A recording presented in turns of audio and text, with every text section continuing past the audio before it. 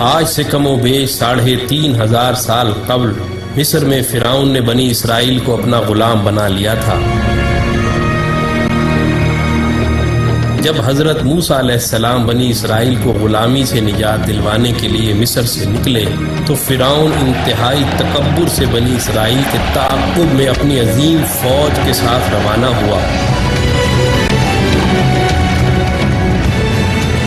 لیکن جب وہ ان کے قریب پہنچا تو اللہ کے حکم سے آسمانی آگ نے اس کا راستہ روک لیا۔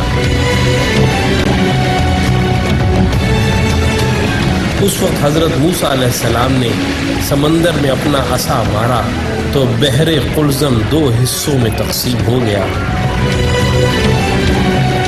اور لاکھوں کی تعداد میں بنی اسرائیلی سمندر کے درمیان بننے والے اس عظیم راستے سے گزر گئے۔ اور جب فرعون کی فوجوں نے اس خشک راستے سے گزرنا چاہا تو اللہ نے سمندر کو آپس میں ملا کر ان کو غرق کر دیا۔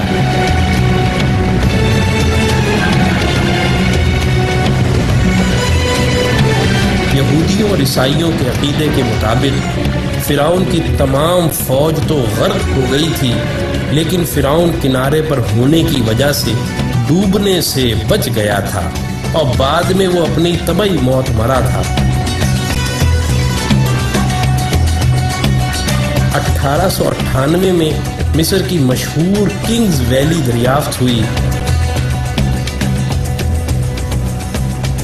جہاں مختلف مقبروں میں فرعون سمیت دیگر کئی بادشاہوں کی حنوط شدہ لاشیں دریافت ہوئیں۔ اس دریافت کے 83 سال بعد 1981 میں جب فرعون کی ممی خراب ہونے لگی تو اس وقت کی مصری حکومت نے فرانس سے درخواست کی کہ وہ فرعون کی ممی کو نہ صرف خراب ہونے سے محفوظ کرے بلکہ اس کی موت کی اصل وجہ بھی معلوم کرے۔ جب فرعون کی ممی کو ایئرپورٹ پر لایا گیا تو فرانسیسی صدر متران سمیت تمام وزراء، افواج کے کمانڈروں اور فوجی دستوں نے فرعون کی ممی کو اس طرح سلامی دی جیسے ایک عظیم بادشاہ کو دی جاتی ہے۔ اس کے بعد فرعون کی ممی کو ماہر ڈاکٹروں کی ٹیم کے حوالے کیا گیا جس کے سربراہ ڈاکٹر مورس بوکائے تھے۔ ممی کے مائکروسکوپک ٹیسٹوں سے پتہ چلا کہ فرعون کی لاش پر سمندری نمک کے ذرات موجود ہیں، جو اس بات کا واضح ثبوت تھا کہ فرعون اپنی طبعی موت مرنے کے بجائے سمندر میں ڈوب کر مرا تھا، جس کے فوراً بعد اس کی لاش کو سمندر سے نکال کر حنوط کر دیا گیا تھا۔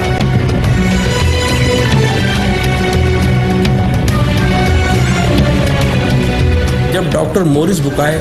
آخری رپورٹ مرتب کر رہے تھے تو ان کو بتایا گیا کہ مسلمانوں کی مقدس کتاب قرآن مجید میں لکھا ہوا ہے کہ اللہ نے فرعون کو غرق کر کے اس کی لاش کو عبرت کے لیے محفوظ کر دیا تھا۔ یہ سن کر ڈاکٹر مورس بوکائے اس قدر حیران ہوئے کہ حقیقت حال جاننے کے لیے مصر روانہ ہو گئے۔ مصر میں ایک مسلمان سائنسدان نے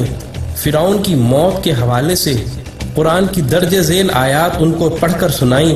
اور ہم نے بنی اسرائیل کو سمندر پار کر دیا تو فرعون اور اس کے لشکر نے سرکشی اور تعدی سے ان کا تعاقب کیا، یہاں تک کہ جب وہ سمندر میں ڈوبنے لگا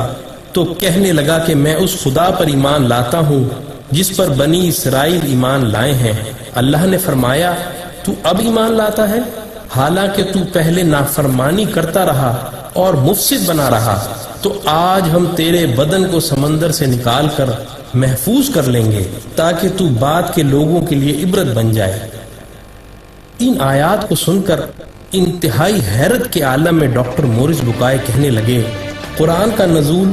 فرعون کی موت کے 2000 سال بعد ہوا، اور اس وقت اور آج تک کوئی فرعون کی ممی کے بارے میں نہیں جانتا تھا، لیکن قرآن نے اس کے بارے میں جو پیشن گوئی کی تھی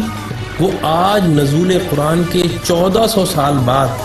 فرانس میں ممی کے مائکروسکوپک ٹیسٹوں سے سچ ثابت ہو گئی ہے۔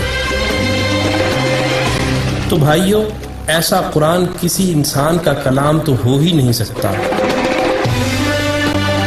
یقیناً یہ اللہ کا کلام ہے۔ یہ کہہ کر انہوں نے بھرے مجمع میں کلمہ پڑھ کر اپنے مسلمان ہونے کا اعلان کیا۔ یہی وہ ڈاکٹر مورس بکائے ہیں جن کی مشہور زمانہ کتاب